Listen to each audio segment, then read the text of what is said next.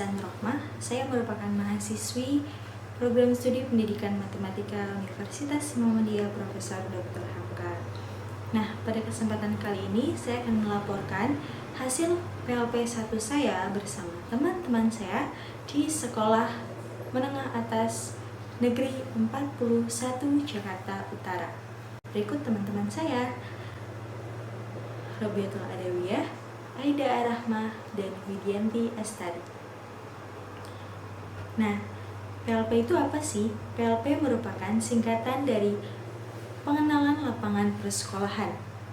PLP merupakan mata kuliah mahasiswa semester 4 FKIP UHAMKA yang bertujuan agar kami para calon pendidik mengetahui bukti nyata atau penerapan apa saja yang ada di salah satu lingkungan persekolahan, seperti karakteristik sekolah tersebut, penerapan tata tertib, maupun beberapa hal lainnya. Nah, PLP 1 ini juga bertujuan guna pembelajaran kami ke depannya. Berikut hasil laporan PLP 1 kami.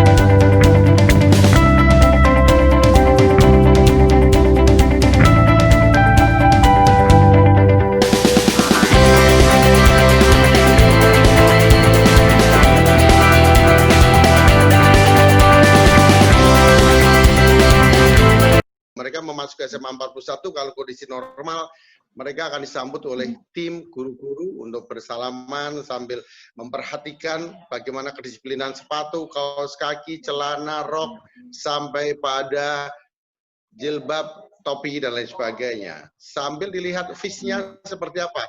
Anak ini punya masalah atau tidak akan ketahuan dari tatapan pertama itu. Itu di saat kondisi normal, tapi saat ini karena pandemi COVID ini, ya anak-anak akan belajar di rumah. Tetapi mereka memakai PJJ, pembelajaran jarak jauh. 1, 2. Tapi itu yang tadi COVID itu berarti tetap muka tapi daring, tapi tetap pakai baju sekolah gitu, Pak? Oh, mereka tetap pakai baju sekolah walaupun mereka belajar di rumah, pakai baju sekolah, kemudian mereka juga tetap mengikuti pembelajaran, tanya jawab, mengikuti penjelasan. Rupanya saya mempunyai konsep, buah jatuh tidak akan jauh dari pohonnya. Kalau anak-anak murid sering berkelahi, pasti gurunya tidak kondusif. Gurunya pun mungkin juga sering ribut. Kalau gurunya sering ribut, pasti karena kepala sekolahnya tidak beres. Kalau kepala sekolahnya tidak beres, pasti karena yang memilih orangnya juga tidak beres. Itu konsep saya. Buah jatuh tidak jauh dari pohonnya. Jelas, Nak, ya? Jelas, Pak. Jadi tata tertib hebat banget, kedisiplinan hebat banget. 6:30 pintu gerbang saya tutup. Siswa baru boleh masuk sekolah apabila orang tua datang. Yang dibina tidak hanya anaknya, tapi orang tuanya harus dibina. Begitu strategi saya. Kalau masalah pakaian kami bilang memang sangat rapi lah di 41. Oke? Sebelum Pasti pandemi. ada. Oh, pasti ada. Bahkan pandemi pun sebenarnya kalau misalnya kemarin sempat kita laksanakan juga, pandemi pun kalau memang tidak ada larangan dari Pemda maupun Dinas Pendidikan, kita tetap laksanakan. Ya. Kecuali HUT RI kemarin itu kita nggak jalankan. Tapi waktu misalnya contoh penerimaan siswa baru kita laksanakan. Tetap jaga jarak dengan protokol kesehatan. Ya. Oke. Rapat itu pasti awal tahun ajaran baru itu pasti. Rapat awal semester kedua atau semester genap itu pasti. Kemudian nanti akhirnya ada juga rapat menjelang ujian atau ulangan akhir semester atau akhir tahun itu diadakan. Kemudian rapat kerja itu dilaksanakan di saat kita akan memulai tahun ajaran baru, namanya raker sekolah. Diikuti oleh semua keluarga besar sekolah SMA 41. Selanjutnya adalah rapat-rapat yang sifatnya insidental, kalau misalnya ada hal-hal yang sangat penting. Contoh lagi, misalnya rapat akan pelaksanaan Spatsafest, Spatsakap. Spatsafest itu sekolah 41 festival, itu khusus untuk seni. Spatsakap itu khusus SMA 41 bidang olahraga. Itu kita rapatkan dengan semua keluarga besar SMA 41. Ya. Atau pas mau ulang tahun sekolah, ada rapat. Ekskulnya ada 21 ekskul. Unggulannya prestasinya di sini taekwondo itu hebat, taekwondo ya. Kemudian tari juga bagus. Kemudian bulu tangkis juga hebat. Apa itu? Tari, bulu tangkis, futsal nggak diekskulkan kemarin kali. Ada diekskulkan tapi kelihatannya untuk tingkat DKI nggak banyak bicara. Yang paling banyak itu. Oh ini apa itu? Film pendek. Film pendek pernah menjuarai tingkat nasional. Pembuatan film pendek. Pernah.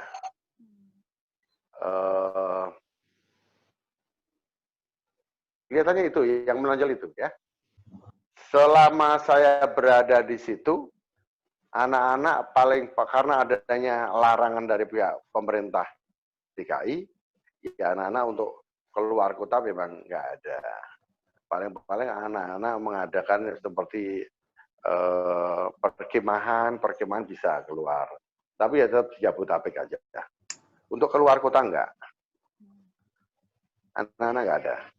Sebenarnya kami ingin sekali, tapi ternyata kan dari Pemda izinnya juga susah. Strukturnya cukup mudah. Yang paling atas kepala sekolah. Oke. Kemudian ada garis koordinasi, sebelah kirinya komite sekolah. Jadi komite sekolah itu menjadi partner kepala sekolah untuk bisa menjembatani dalam komunikasinya dengan orang tua. Dan tugas komite sekolah termasuk bagaimana membantu dalam fasilitas-fasilitas yang bisa diberikan pada pihak sekolah. Kemudian kepala sekolah itu dibantu oleh 3 orang wakil. Wakil bidang kurikulum, wakil bidang kesiswaan, dan sarana prasarana. Baru masing-masing wakil mempunyai staf. Dari wakil kemudian ada garis komando nanti dengan para guru.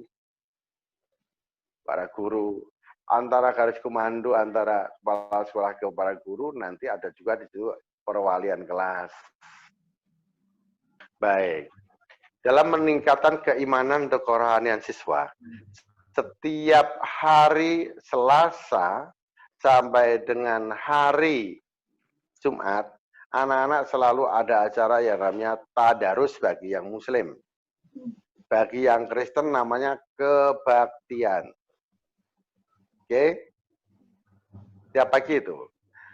Setiap hari Jumat diadakan sholat bersama di Masjid Al-Farabi, masjid kita yang baru aja diresmikan oleh gubernur. Yang Kristen mengadakan kebaktian siang. Kemudian pada hari Sabtu kadang-kala mereka juga ada acara secara khusus untuk peningkatan mereka-mereka yang mempunyai bakat-bakat di bidang baca Quran, bakat-bakat di bidang untuk melakukan khotbah-khotbah. Mereka kadang-kala ada pelatihan-pelatihan secara khusus. Ya. Kemudian hari-hari besar mereka tetap laksanakan dan rayakan bersama-sama. Itu dia Jumat bersih secara insidental kita.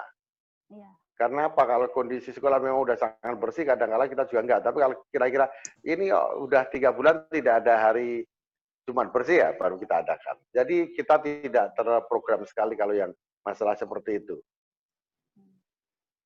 Oke. Sebelum belajar biasanya kita kalau bersih-bersih udah pasti ya tiap pagi.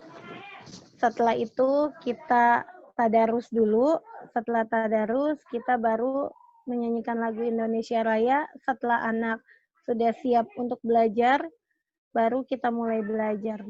Jadi kalau anaknya belum siap untuk belajar, kita tidak akan pernah mulai untuk belajar. Gitu.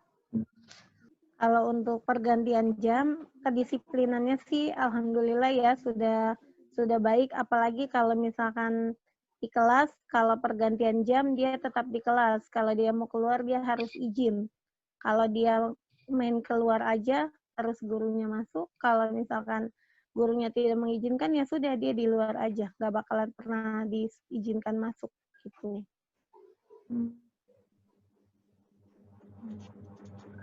Terus kalau yang terlambat juga, kalau misalkan terlambat, misalkan 6:30 sudah bel, terus terlambat, dia suruh nunggu sampai lagu Indonesia Raya selesai dan tadarus selesai, baru diizinkan masuk. Jadi gerbang jam 6:30 teng sudah ditutup, baik guru ataupun siswa. Seperti itu. Terus kalau konsekuensi untuk siswa yang nggak mengerjakan tugas, seperti apa, Bu? Tergantung gurunya. Ada yang buat surat perjanjian, ada yang suruh lari, terserah gurunya masing-masing. Itu. Cuma untuk dilaporkan ke wali kelas sudah pasti untuk catatan wali kelas. Dan saat ulangan sih, alhamdulillah sudah. Kalau dia ketahuan nyontek, ya udah tergantung guru pengawasnya. Ada yang disobek dan tidak boleh ikut lagi, itu ada. Kemudian ada yang diperingatkan 2 kali, 3 kali, masih begitu juga, ya sudah tidak ikut ulangan.